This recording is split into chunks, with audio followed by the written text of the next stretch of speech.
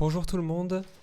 J'espère que vous allez toujours bien, évidemment, que vous avez passé un bon week-end de 4 jours, un bon long week-end, quoi, bien reposant. Et donc on continue sur le résumé analyse de la République, avec aujourd'hui du coup une partie que j'ai appelée la naissance des cités. Voilà. Parce que la dernière fois on a vu que la République euh, commençait sur une discussion à propos de la justice entre Socrate et plusieurs personnages. Et donc là, on va voir le lien entre ce début de discussion sur la justice et le fait que la République soit, comme son nom l'indique, un livre sur le système, un certain système politique et surtout sur la cité la plus juste possible, c'est-à-dire en fait la cité idéale. Voilà. Alors, cette vidéo sera probablement plus courte que les précédentes parce que j'ai pas eu le temps de l'avancer plus que ça et du coup je préfère vous la faire même si elle est plus courte plutôt que vous ayez rien aujourd'hui. Alors oui, dernière chose, vous allez voir que encore une fois je vais commencer à parler de la République mais je vais m'en servir pour vous évoquer d'autres choses et faire un cours pas simplement sur Platon mais sur des choses qui peuvent être dites à propos de ce thème dans la République. Alors la première chose déjà, c'est que vu ce qu'on a dit la dernière fois sur l'avancée du dialogue entre Socrate et Thrasymachus par exemple, je vous rappelle qu'ils partent de la question suivante, c'est qu'est-ce que la justice, qu'est-ce qu'être juste, donc, qu'est-ce que le juste. Je l'ai mal marqué, pardon. C'est pas qu'est-ce que le juste, c'est soit qu'est-ce que la justice, soit qu'est-ce qu'être juste. Quelle est la nature du juste, de la justice. Et finalement, ça c'est le livre 1, et finalement à la fin du livre 1, Socrate, il se rend compte que la discussion, elle les a pas fait avancer sur cette question-là, sur cette question initiale. Ils en sont arrivés plutôt de manière éliminatoire à enlever certaines suppositions, certaines théories, celle de Thrasymachus, celle de je sais plus, d'un autre personnage au début. Mais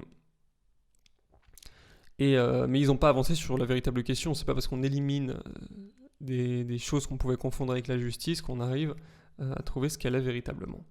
Ils veulent essayer de donner une définition positive. Et donc ce que propose Socrate, c'est de faire une analogie âme-cité, cité-âme.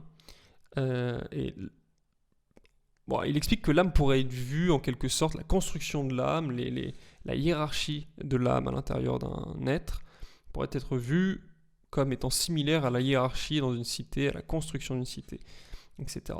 Et du coup, comme l'objet de l'âme, il est plus dur à saisir que celui d'une cité, Socrate propose de décrire la justice dans une cité. Pourquoi une cité est juste, si vous voulez, c'est de trouver pourquoi une cité est juste, comment une cité naît, comment la justice naît à l'intérieur d'une cité, pour essayer de saisir comment, par parallélisme dans l'âme, la justice naît, comment on peut reconnaître qu'une âme est juste. Ok, ça c'est quelque chose de très important, c'est que je vous l'avais dit la dernière fois, la métaphysique et par exemple la philosophie politique, c'est pas du tout deux pans séparés de la philosophie de Platon. Et du coup, c'est quelque chose que vous devez garder en tête par rapport à notre objectif final qui est d'analyser l'allégorie de la caverne. Finalement, toute la République, dans le sens qu'on vient de dire, ça peut être vu comme une forme de métaphore métaphysique, une description psychologique de l'âme humaine, de ce que c'est que la justice au sein de l'âme, alors que la plupart du temps, il va simplement être question plutôt de débat politique, de savoir comment peut être organisée la meilleure société qui soit, etc. Donc, ça, c'est un point à savoir. C'est un point à retenir, en tout cas, pendant votre lecture.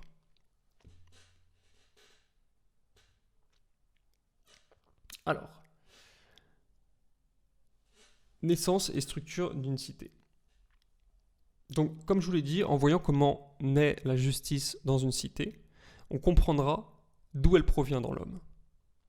Donc, à partir de ce moment-là, il va être question de savoir, déjà, la première chose, avant de savoir qu'est-ce que la justice, comment naît une cité, comment naît une communauté d'hommes, une organisation humaine.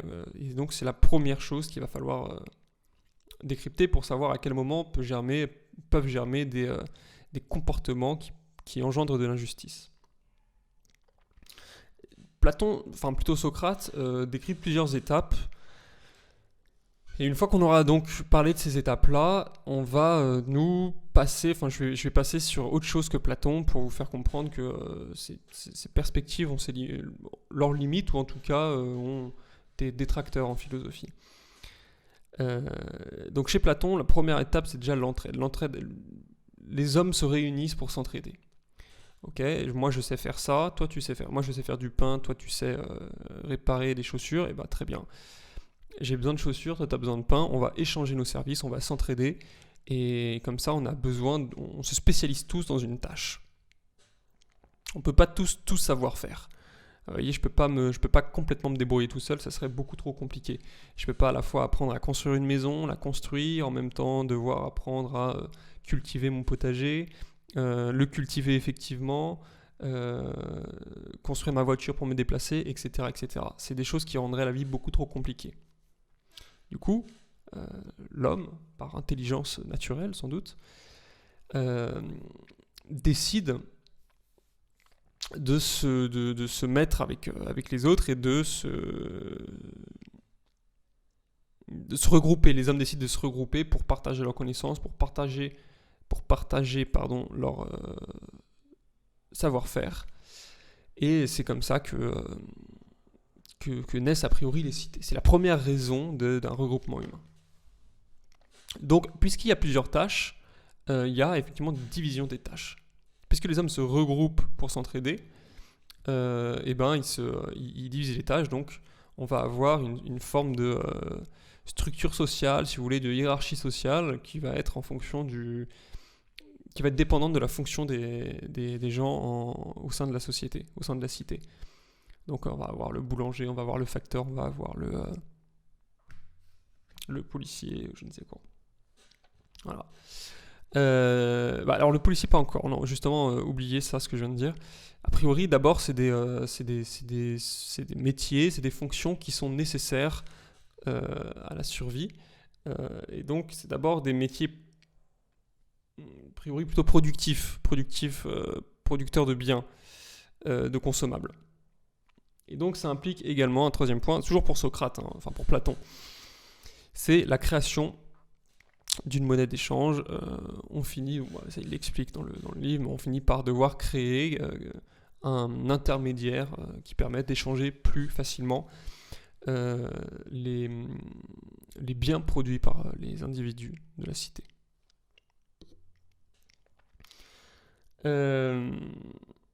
Alors, justement, ce que dira Platon, en fait, c'est que ça, c'est la société primitive, c'est la cité primitive plutôt. Je vais utiliser, petite parenthèse, je vais utiliser le terme société et le terme cité de manière complètement interchangeable. Ok ? Donc, quand je dis société, c'est pas que je parle de quelque chose de différent, je parle de la cité chez Platon. Donc, fin de la parenthèse, ça c'est la cité primitive, ce qu'on vient de décrire. Les hommes se regroupent pour échanger les choses qu'ils produisent. Ça paraît assez logique finalement. Vous vous retrouvez tout seul demain dans une forêt avec 10 potes. Vous savez que vous allez rester un certain temps, vous n'avez rien, il n'y a plus de magasin, vous avez votre argent n'a plus aucun intérêt ici. Il va falloir s'entraider, il va falloir que vous donniez des tâches et que vous les respectiez. Donc il va falloir se faire confiance et former une forme de structure sociale primitive. Ce qu'explique Platon, c'est qu'ensuite la cité va commencer à s'agrandir. C'est aussi assez logique, c'est-à-dire que cette communauté d'hommes est plus forte, plus résistante, elle peut construire des maisons plus solides, etc. Donc on est mieux protégé, donc la cité s'agrandit, les gens meurent moins. On s'enrichit également, à moins d'essuyer des catastrophes naturelles ou des désastres, mais a priori on s'enrichit, et donc c'est à ce moment-là que la cité peut devenir malsaine. Elle devient malsaine pour Platon parce qu'on commence à tomber dans le luxe. On commence à plus vraiment produire ce dont on a besoin, mais on commence à produire pour se faire plaisir. Là, on retombe dans la thématique du désir. On ne va pas revenir là-dessus, mais vous comprenez bien ce dont il s'agit. C'est-à-dire qu'on commence à ne plus répondre simplement à nos besoins naturels. A priori, c'est ça. Et du coup, là, il y a tout un nouveau corps de métier, je dirais, qui peut commencer à apparaître. C'est un peu la fonction de police. Ils ne l'appellent pas comme ça, mais c'est les gardiens. Bon, ça, on verra. J'en reparlerai sur la prochaine vidéo. Pour le moment, j'ai envie qu'on s'intéresse justement à cette thématique de la naissance et de la structure d'une cité. On vient de le voir chez Platon, ça a cette forme-là. Mais c'est quelque chose, les présupposés qu'il y a là chez Platon sont des choses qui peuvent être remises en question, et dans tous les cas, c'est un sujet important. Vous avez aussi, au thème du bac, sur votre année de terminale, parce que le bac ça n'a plus beaucoup de sens aujourd'hui, mais en tout cas sur votre année de terminale, un des thèmes c'est la société et l'État, la justice, etc. Donc tout ce qu'on dit là sur Platon, j'en profite pour élargir un peu plus, comme je vous l'ai dit, et pour aborder la question de manière plus large, aborder d'autres philosophes qui ne sont pas du tout contemporains de Platon. Donc quitte à faire des sauts dans le temps, comme ça, ça vous permettra d'avoir une vision plus large de la question, de la thématique. Voilà, bon là je vous ai mis en fond une image, un tableau de la tour de Babel. Vous connaissez pas probablement l'histoire. Pour ceux qui ne la connaissent pas, c'est un mythe biblique aussi, qui essaye d'expliquer, c'est une tentative d'explication c'est pas vraiment une tentative, non, je dis des bêtises. Bon, je vous raconte l'histoire, c'est-à-dire que, a priori, l'idée c'est que les hommes parlaient tous la même langue, originellement, et donc il y avait une entente parfaite entre les hommes. Le fait qu'ils puissent communiquer tous de la même manière leur permettait d'être beaucoup plus puissants, beaucoup plus soudés, de se comprendre beaucoup mieux, et donc qu'il y ait une plus grande cohésion, une plus grande osmose entre les humains. Le problème de ces hommes-là, c'est que leur force est devenue un défaut. Une forme de défaut, c'est-à-dire que leur puissance ensemble leur a donné un orgueil démesuré. Et donc les hommes auraient commencé à construire une tour immense pour se rapprocher du royaume des dieux, pour se rapprocher du ciel. Et donc pour tenter d'égaler les dieux. Et donc le tableau représente ça, cette construction de la tour de Babel, qui est la construction en fait de la cité absolue en quelque sorte. Là on a l'idée d'une cohésion parfaite entre les hommes, pas de guerre parce qu'il n'y a plus de malentendus.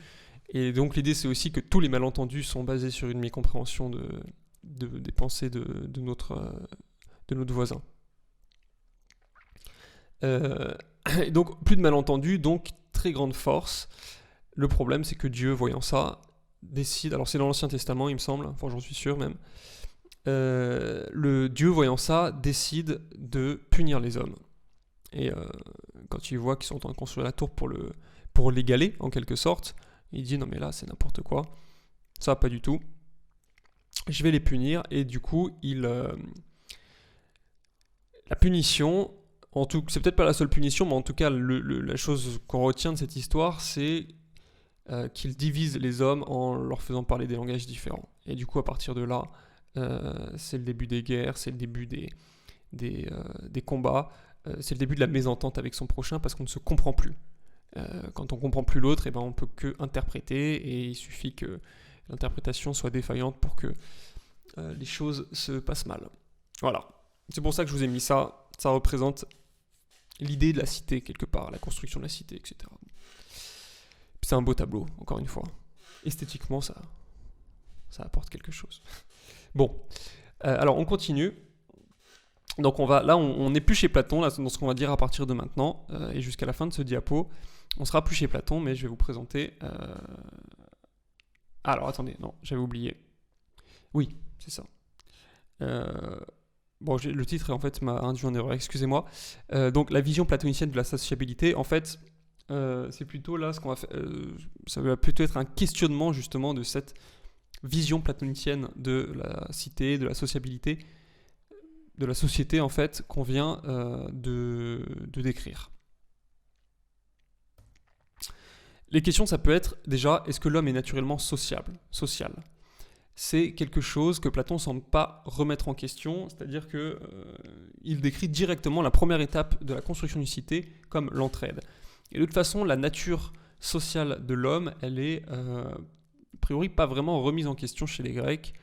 On a Aristote, par exemple, qui, je vous le rappelle, est le disciple de Platon, qui lui écrit carrément « L'homme est un animal politique, l'homme est un animal social, c'est dans sa nature ». Pour lui, il n'est pas question, il est même pas envisageable d'imaginer un homme qui ne soit pas apte ou pas destiné à vivre en société, à vivre avec ses semblables. C'est pas quelque chose qui caractérise la nature humaine. Donc, mais c'est une question qu'on peut se poser. Est-ce qu'il est vraiment naturellement social? Parce qu'il y a quelque chose que j'aimerais vous faire remarquer. Donc ça va être la question à laquelle on va, pas à laquelle on va essayer de répondre, mais plutôt la question qu'on va se poser, tout simplement, c'est pourquoi on accepte de se soumettre à un pouvoir politique? Pourquoi on accepte de sacrifier notre liberté? Quelque part, nous tous, vous, moi, tout le monde, on a accepté implicitement de signer une forme de contrat d'acceptation de la vie en société. Pourquoi aujourd'hui on ne décide pas tous de faire ce qu'on a envie de faire? Il y a plein de choses qui nous sont interdites. Je prends un exemple tout bête, mais vous avez envie de vous acheter des nouvelles fringues. Voilà, vous n'avez pas les moyens, mais vous passez dans une rue où il y a plein de magasins de fringues, il y a des étalages en extérieur. Et vous n'avez pas les moyens de vous acheter des vêtements à ce prix-là. Concrètement, qu'est-ce qui vous empêche de vous servir? Je fais exprès d'être provocateur, mais posez-vous vraiment la question, qu'est-ce qui vous empêche de vous servir? Vous n'avez qu'à tendre, c'est une liberté physique, vous n'avez qu'à tendre la main et prendre un jean, prendre une veste. Il n'y a que ça comme geste à faire. Et concrètement, ce geste en lui-même, le geste pur, vous avez le droit de le faire, personne ne peut vous empêcher de le faire. Mais ce qui se passe, c'est que vous avez accepté les mœurs, les coutumes, implicitement, vous avez été éduqué pour accepter la vie en société. Et donc, ça impose une forme de contrat respectueux avec les lois, avec les mœurs et les coutumes. Et donc, ce qui vous empêche aussi, mine de rien, c'est le fait que ces choses-là soient punies par la société dans laquelle on vit. Et que si vous faites ça, vous savez qu'il y aura une certaine forme de réaction. Les marchands, s'ils vous voient, ils vont s'énerver, ils vont vous poursuivre. Vous risquez des peines, des amendes, la prison, etc. Mais, donc, pour nous, ça c'est compréhensible, on vit déjà dans une structure. Mais qu'est-ce qui fait que les hommes, vous comprenez bien qu'à partir du moment où on vit dans une structure comme ça, on sacrifie énormément de notre liberté. Disons qu'on fait baisser notre volonté individuelle en vertu d'une volonté civile unique. C'est quelque chose qui est assez étrange quelque part quand on y pense. Pourquoi originellement les hommes auraient accepté de sacrifier leur liberté individuelle au profit d'une cohésion sociale? Qu'est-ce qu'ils y gagnent? Et est-ce qu'ils y gagnent vraiment? Et pour rappel, c'est exactement pour ça que Thrasymachie dit que la justice, c'est pas quelque chose d'absolu, mais que c'est la loi du plus fort. On reprend l'exemple de la personne qui vole dans un magasin. Si vous êtes certain que vous courez plus vite, que vous ne pouvez pas être vu, etc., Thrasymachie dira il n'y a aucun problème. Quelque part, ce qui empêche les gens de faire ça, c'est la peur de se faire rattraper. C'est la peur de se faire reconnaître, d'avoir une amende. Si demain, il n'y a plus de sanctions pour ce type d'acte, Thrasymachie dit vous pouvez être certain que les gens le ferait ce genre d'acte. Et alors la vision de Trazimac, c'est que pour lui, ça serait plus mauvais. Ce qui est mauvais, c'est juste, c'est mauvais à ce moment-là parce qu'on a décidé que c'était mauvais aujourd'hui. Mais en soi, l'acte, vous voyez, c'est une sorte de relativisme de ce qui est bien et de ce qui est mal. Alors, évidemment, il n'est pas du tout question ici de vous inciter à commettre ce genre d'acte. Moi, je ne suis pas vraiment de la position de Trazimac. Donc, c'est une position intéressante, très intéressante même. Et parce qu'elle est puissante, elle est dure à contredire. Mais on va voir que Platon s'en sort assez bien, mine de rien, à travers le personnage de Socrate. Voilà, donc, posez-vous vraiment la question, pourquoi j'accepte, moi, de me soumettre à un pouvoir politique ? Pourquoi j'accepte de suivre les lois du pays dans lequel je vis ? Pourquoi j'accepte, on m'oblige d'aller à l'école, pourquoi j'accepte si j'en ai pas envie ? Pourquoi j'accepte ? Pourquoi je ne... Et pourquoi les hommes ont accepté, en fait, cette chose-là ? Vous allez trouver des réponses, hein, vous allez en trouver. Et la raison, c'est que, quelque part, imaginez aussi l'inverse. Imaginez être complètement seul. Comment vous feriez ? Parce qu'en fait, si tout le monde était complètement seul, les vêtements n'existeraient même pas. Bon, bref, je vous donne des éléments de réponse, mais je vous laisse vous imaginer ça. Voilà. Et donc, voilà, pourquoi une société plutôt que l'anarchie ? Voilà. À quel moment les hommes se sont dit on a tout à gagner à vivre en société ? C'est ça la question. Alors, justement, ces questions-là, c'est des questions qui apparaissent beaucoup au XVIIe siècle. Donc, c'est questions de pourquoi on accepte de sacrifier notre liberté. Et donc, en gros, la question, on pourrait la résumer ainsi, c'est qu'est-ce qui fait qu'un peuple est un peuple ? Dans le sens de l'unicité du peuple, qu'est-ce qui fait qu'un peuple est uni ? Qu'est-ce qui fait qu'un peuple existe ? Parce qu'il faut bien comprendre que lorsqu'un peuple se forme, eh bien, chaque individu qu'il compose perd un peu de son pouvoir personnel pour le pouvoir général. Et pour essayer de comprendre comment ce phénomène arrive, les philosophes du XVIIe siècle, ils ont commencé à se poser la question de l'état de nature, à réfléchir sur quelque chose qu'on appelle l'état de nature. L'état de nature, j'en ai déjà parlé, on l'a vu au début de l'année sur la technique avec Rousseau. Rousseau, c'est l'exemple typique du philosophe qui essaie de réfléchir à la formation des cités, des sociétés, de la communauté humaine. Et donc cette réflexion, en réfléchissant, même si on sait, Rousseau, c'est clair qu'il ne se disait pas que l'état de nature qu'il décrivait avait véritablement existé historiquement, on n'a aucune manière de le prouver. Mais il essaie de l'imaginer le plus objectivement possible. Il se dit d'où peut venir que les hommes ont commencé à vivre en société. Et donc il part du début. Le début, c'est les hommes sans société. Et comment et pourquoi on commence à en créer.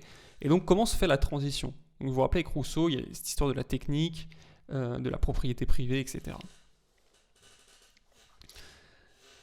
Alors, cet état de nature, déjà, ce qu'il faut savoir, c'est qu'il est différent de l'état civil. Voilà.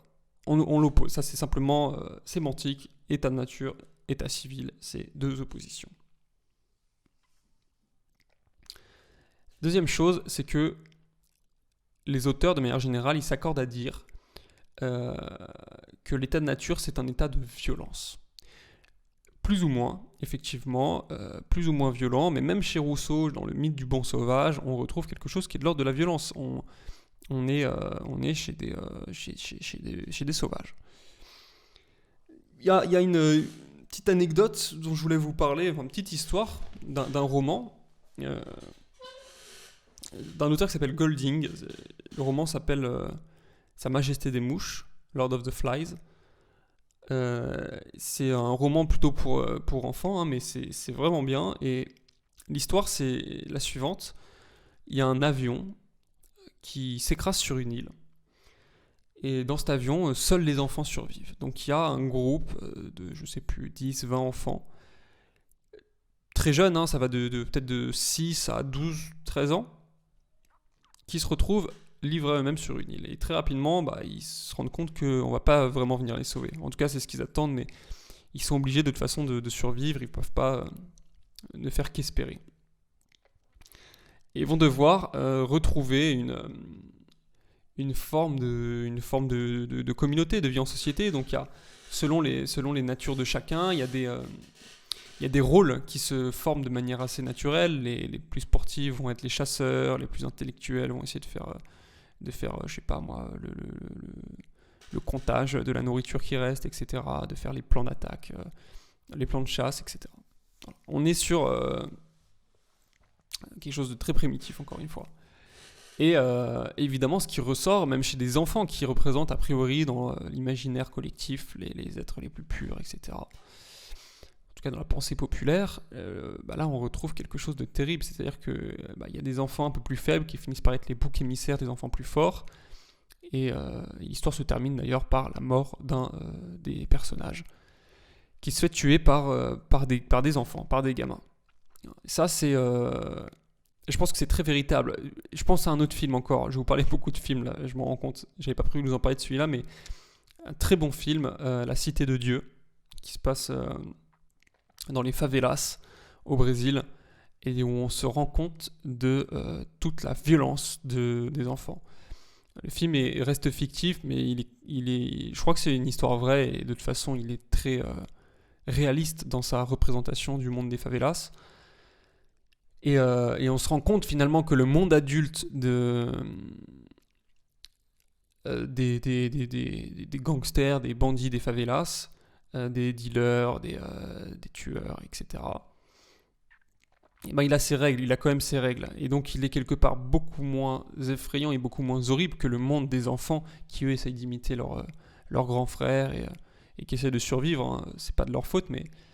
Pas de leur faute. C'est pas véritablement... Ils sont pas responsables de la situation dans laquelle ils évoluent, mais ils ont pas de limite. Et, c'est quelque chose que dit Rousseau aussi, il me semble. J'ai pas la référence en tête, mais il dit observez ceux qui pensent que les enfants ont une âme pure, qu'il n'y a rien de plus pur qu'un enfant. Observez. Tout simplement, observez une cour d'enfants de maternelle, de primaire. Il y a beaucoup moins de violence au lycée que dans une cour de primaire. Dans une cour de primaire, les bagarres... Alors, c'est pas les mêmes bagarres, évidemment, parce que il y a moins de force, mais c'est très violent. Et les insultes, les bagarres, c'est beaucoup plus fréquent qu'au lycée, par exemple. Bon, parce qu'après, on apprend justement à vivre en société. On apprend les codes. Donc Sa Majesté des Mouches, ouais, ça je vous le conseille, tout comme je vous conseille La Cité de Dieu, hein. Très bon film. Donc les auteurs, voilà, s'accordent pour dire que c'est un état de violence.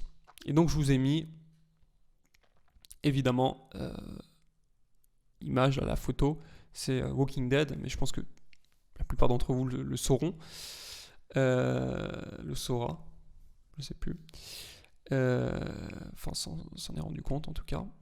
Et justement, je vais vous montrer la petite parenthèse ludique, on va dire. Je vous montre le trailer de Walking Dead.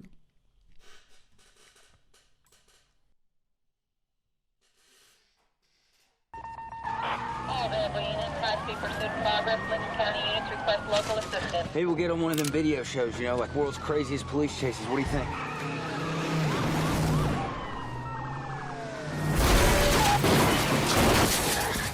Holy shit.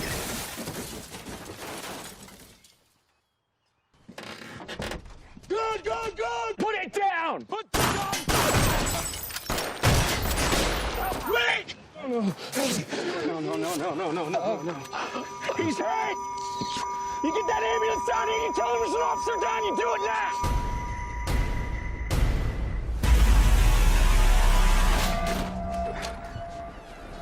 This is real.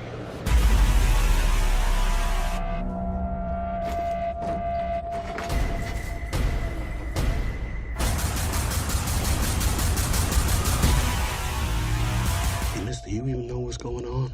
I woke up today in the hospital, and that's all I know. Things got crazy, and you won't believe the panic. The streets weren't fit to be on. I know how they must sound. The dead people, the walkers. Don't you get mad?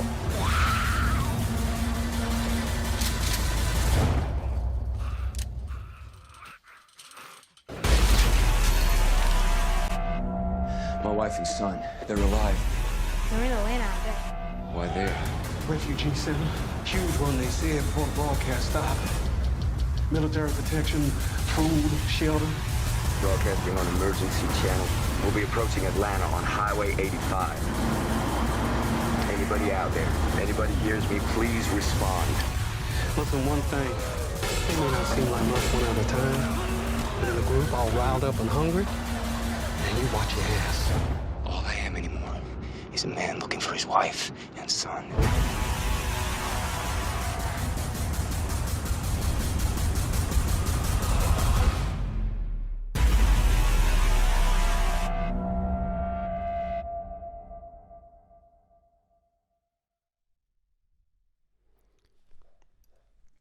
Bon. C'est vrai que j'ai pas pensé, c'est en anglais. Donc pour ceux qui parlent pas anglais, je suis désolé. Mais bon, je pense que vous avez compris, c'est assez simple, il n'y a pas de voilà, l'histoire est pas compliquée. Le gars se réveille, il y a des zombies partout, c'est la cata. Voilà, c'est ça qu'il faut retenir de Walking Dead. Le synopsis est très basique. Et pour ceux qui l'ont pas vu, je vous le conseille, c'est une bonne série en tout cas. Pourquoi ça nous intéresse, c'est que vous l'avez vu, donc il y a des zombies partout, et c'est d'abord, au début de la série, c'est ça qui est intéressant, surtout dans la première saison, c'est cette découverte de ce que c'est que les zombies, comment ils réagissent, etc., comment on peut se défendre. Et donc, ce qui se passe, c'est que la société est complètement détruite. Toutes les structures humaines sont détruites, tout ce que l'homme a créé depuis des milliers d'années est réduit à néant.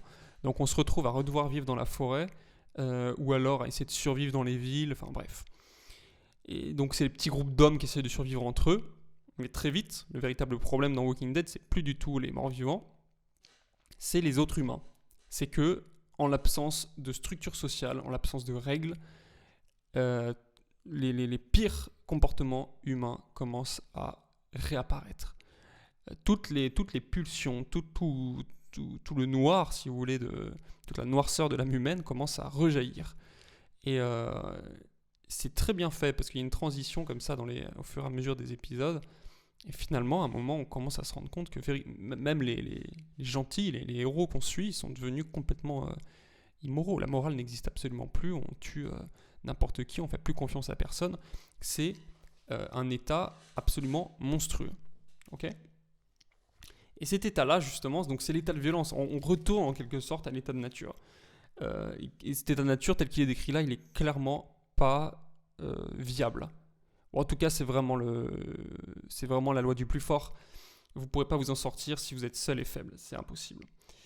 C'est quelque chose que décrit Hobbes, typiquement. Hobbes, il dit que l'homme est naturellement un danger pour ses semblables. La citation, elle est connue, vous l'avez sans doute déjà entendue, c'est « l'homme est un loup pour l'homme ». Donc Hobbes, il dit « l'homme est un loup pour l'homme ». Ça veut dire que l'état de nature, c'est un état de guerre permanent, en fait. Et qu'est-ce que propose Hobbes comme solution pour ça ? Eh ben, il dit « l'homme n'est pas capable de vivre avec ses semblables, puisqu'il est dirigé que par des pulsions négatives, eh ben, on va créer une société ultra-autoritaire. » Il faut maîtriser la nature humaine. Et pour la maîtriser, il faut un état extrêmement fort. Cet état fort, il le décrit dans une œuvre qui s'appelle le Léviathan. Et le Léviathan, justement, c'est le nom de l'état. Et le Léviathan, ça fait référence à un animal biblique marin, une espèce d'énorme créature horrible. Et Hobbes dit que c'est le seul moyen. Le seul moyen, c'est d'avoir des lois, d'avoir un état extrêmement autoritaire, extrêmement protecteur pour une dictature, en fait, pour protéger l'homme. Et c'est ce qu'il préconise. Après, faut savoir, ça s'explique par la vie de Hobbes. Hobbes, il a vécu, il a connu des guerres, justement, il a dû être extrêmement angoissé par les situations de son vécu, et donc il en arrive à cette conclusion-là, que l'homme est mauvais, et que donc il faut se protéger de l'homme, et qu'il faut un état pour protéger l'homme de ses semblables. Parce qu'à la fois, il y a ce paradoxe à la fois on est obligé de vivre avec les autres, et en même temps, on ne peut pas vivre avec les autres. C'est ça l'idée. Et du coup, pour rendre ça possible, il faut des lois, et une police extrêmement présente. Voilà. Et donc l'idée, c'est une baisse de la liberté individuelle pour la vie en communauté. Ok ? Eh bien écoutez, on s'arrête là. Finalement, la vidéo est largement aussi longue que d'habitude. Et très bien. J'espère que ça vous aura plu. Et puis on se retrouve bientôt pour la suite là-dessus. Allez, bonne journée à tous. Au revoir.